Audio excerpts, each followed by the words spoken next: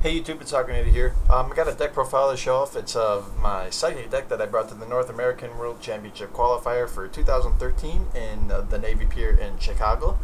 I don't like really doing deck profiles like this with my webcam. I'm doing it just because I can't find a good camera. They record in high quality, and if I use my phone, which can record in high quality, it just shakes way too much. I have shaky hands and I can't hold it steady, and the quality just looks like crap. So I guess I am going to do it, just laying the cards out kind of like this and talking about them as I go along instead of showing the whole deck, then talking about the deck as a whole. But I guess I'm just going to do it for this time. So I played Psychics. I like Psychics a lot. I thought it was probably one of the best rogue deck choices I can make.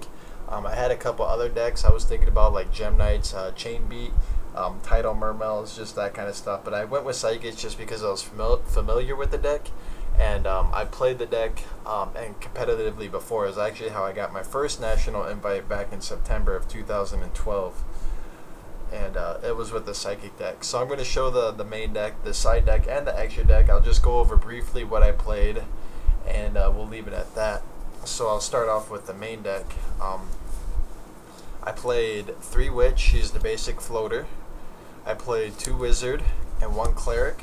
I like to play 3 Wizard, but I cut it down for deck space, and I play the Cleric just because it can help you get out more monsters on the field. For instance, if you teleport out Cleric, you use its effect, banish a tuner, emergency teleport another tuner, make it beast, you get your other tuner back. It just allows for really cool swarming plays. The -1 isn't really all that bad as a lot of people like to think.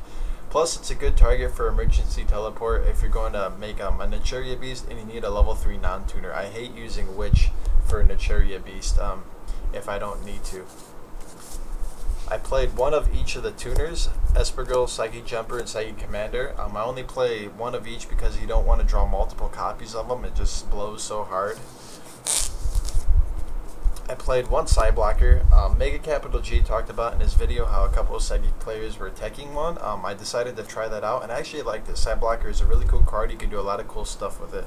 So the 1 tech was really cool. I play 1 Giant Rat and 1 Grand Soil. The Giant Rat just kind of helps speed up the deck a little bit, gets you to your Witch faster. I do play Creature Swap in the deck, so it's a good target to swap to your opponent to take their big guy. I do play the 1 Grand Soil. First I played 2, but I dead drew it way too many times.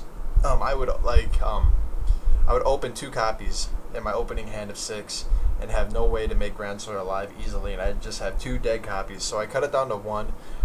Even if when I play it at 1, I seem to open with it the majority of the time. For some reason, this Grand Soil just loves me. And so playing him at 1 is actually pretty good. I do get it off very often and it wins me games.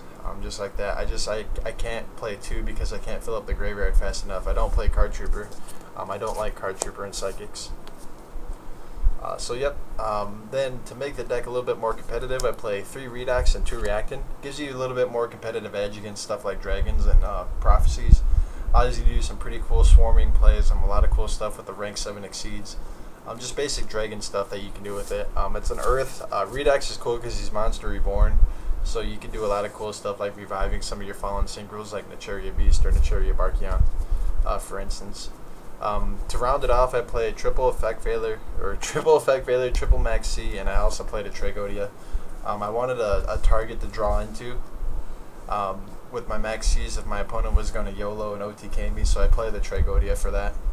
Other than that, these are just for the way the meta is right now. There's so much derp going on that you kind of need to have the hand traps in order to survive. So that was it for the monsters. I play triple emergency teleport. It's Psychics. I also play double creature swap. Again, it's Psychics. So creature swap's good. You can give them all your floaters, take their big guy, ram into your floater, get more monster, just stuff like that. It's actually pretty good. I do play the double duality. A lot of people are dropping duality because this deck becomes really like special summon heavy, but duality I think is still really good in the deck. It's very good in your opening turn. If you can't make a first turn Naturia Beast, it's just as good to go duality. Grab a Witch and set a Torrential too. Just stuff like that makes it really good. I also play the Avarice just because it's a staple. Then my other staples, I play 1 MST, 1 Heavy, 1 Reborn, and 1 Dark Hole. Nothing much to say about that. My traps, I play double Breakthrough Skill. I like Breakthrough Skill a lot. I talked about it in my Gigavice, so I wasn't sold on it when I was playing it in Gigavice. I am sold on it playing it in Psychics. It did a lot of work that day. Turned off Jow Guns, turned off Kaikus, turned off a Thunder King, and I also turned off a Draco Sack, so I could run it over with a Crimson Blader. That was really good. Breakthrough Skill was solid all day. I do play the one Psychic Overload just because it's like a Pot of Avarice, gives you graveyard manipulation with drawing. I do play the Call of the Haunted. This was a tech choice. It could have been something else, but I went with Call just for the graveyard manipulation. And reviving like NAWCQ Beast is always pretty good if they did destroy it. And I round off with 2 Torrential Tributes, just because Torrential Tribute's really good with all your floaters. The extra deck, for 5s I played Beast and Catastor. 6s I played Barkion, Nightmare, and Gaia. 7s I played a Black Rose, and Psychic Life Trencher. Looking back, I probably should have played NAWCQ Landois in here. I played the Life Trencher because he makes one of my upcoming synchros, Hyper Psychic Blaster, easier to make. For 8s I played Scrap Dragon, Thought Ruler, and Crimson Blader. And then my 9 I played Hyper Psychic Blaster. I played him just because he's really good against Draco Sack tokens. They sit there with 2 Draco Sack tokens. You attack with a 3000 Piercer. You can end the games like that, and I actually did end a game against Dragon Rulers like that. And like I said, Psychic Life Transfer is how I make the Hyper Psychic Blaster. Hyper Psychic Blaster. My Exceeds. Get those out of the way. I played a Leviar, a Maestro to get rid of Ophion, a Draco Sack, and a Big Eye. These 2 are pretty good with the Redoxes. Obviously, Redox opens rank 7 plays. You can also make a rank 7 with Life Transfer and a Redox. So the rank 7s are arguably some of the best Exceeds in the game right now. So that's why I'm playing them, just to give me that competitive edge. And then, so let's go to the side deck. Sorry, I played 2 Thunder King, 2 Kaiku. These are for Dragon Rulers. The Thunder King not so much, but definitely for Prophecy too. The Thunder King and Kaiku is really good against the Prophecy. I played the 1 Gramble. He's my out to Ophion and Draco Sacks. I can have like a giant rat ram into an Ophion, grab a Gramble, ram the Gramble into the Ophion, get the Gramble back, and I'm set for the rest of the duel. Because if they ever summon Ophion, I'll just summon the Gramble again. So it's really good like that. I play double Droll Lockbird and double Electric Virus for more hand traps. The Electric Virus is good against the dragons. You can take a Draco Sack, summon some tokens, summon a level 2 tuner with Emergency Teleport, make Crimson Blader, and just shit on them. You can do some pretty cool stuff like that. Droll Lockbird for the Prophecy, obviously. Spells, I played another MST and a Chalice. I think Chalice was a good card that everybody kind of should have looked into going into the the tournament. Chalice is just really good. It's a damage step out to Ophion. You can activate this in the damage step when you're battling against an Ophion. Negate the effect. You give him a little bit of attack, but if you're running into it with like a witch or something, you'll get a search off. Then you can just poop all over him that turn, since they can't use Pandemic in the extra deck. Or, not the extra deck, what am I talking about? The damage step. I played 2 Gozon match. Again, that was for the Evil Swarm players that play Rescue Rabbit. It's pretty good if they go Rabbit and trying to go to double Heliotrope. You can Gozon match, and they have to go into 2 Earth, and I don't think they play 2 Earth because they dropped the Sabersauruses. It was also really good against the Dragon matchup. Played double Malevolent Catastrophe. This was a choice I wasn't, solid on going into the tournament, but it paid off in the tournament. It wrecks Evil Swarm so hard. This deck has trouble with back row since I dropped the Destructotron from the main deck. So this was pretty good against the Evil Swarm matchup. Really good against a couple of Rogue matchups that I played.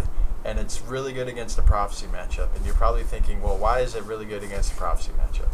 So I kind of explained. Say you have a Thunder King and a Malevolent set.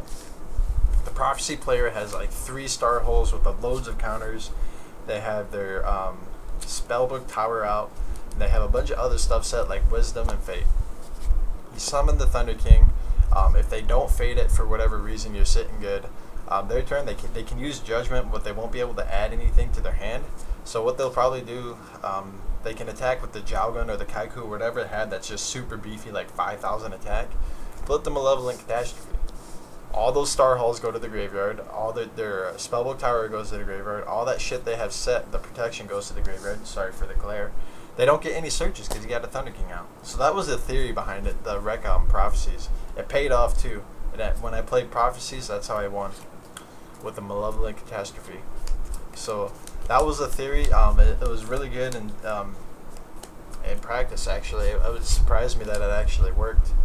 So that was that. That's the deck. I had a lot of fun, even though I didn't do so well. I knew going into the tournament that I wouldn't do so well with Psychic, so it didn't really affect me all that much. I went and played all my rounds, had a lot of fun. My final record was 4-3-1, 4 wins, 3 losses, 1 draw. So I lost my first 3 rounds, which is actually kind of funny, I thought. I lost the Tidal Mermail, Tempest, Dragoonity, and Dragon Rulers my first 3 rounds. Then I went on a 3-round winning streak. I won against Gem Knights, Constellars, and White Sworns, of all things. And then I tied against my Evil Swarm matchup, which actually upset me. I thought I should have won that one, but it's whatever. And then round 4, I played Prophecy. He was the guy at the last round playing Prophecy at the lower table, or the higher tables, I guess, if you want to say it. You know, where the bad players are at that day. And that's where I just destroyed him. So sucks for him. But I still had a really good time. I met a lot of YouTubers there. I made some pretty good trades. I got a really good deal on some vendors. I actually picked up 2 Card D Secret Rares for $12 each, which was actually really nice. And I had a really good time. It was really cool seeing Chicago. So that's kind of like my report for Nationals. Expect a couple more deck profiles to come up soon if I can get a good camera situation. I have another version of Gigabytes coming out. I can show off some of the other decks I was testing, you know, for the Nationals, like my Gem Knights, my Chain Beat, my Tidal Mermails. You know, I got a couple other decks I can show off soon. There should be some good stuff. I want to start another walkthrough. If you guys are, you know, the very first thing I did originally was this channel was Pokemon walkthroughs, and they were terrible in quality. They're horrible.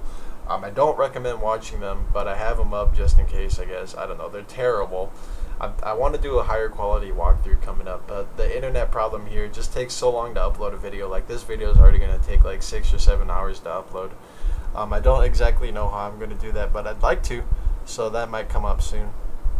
Other than that, don't really have anything else to say. Thank you all for watching. Make sure you rate, comment, subscribe, check out some of my other stuff, and see you guys next time. Take care.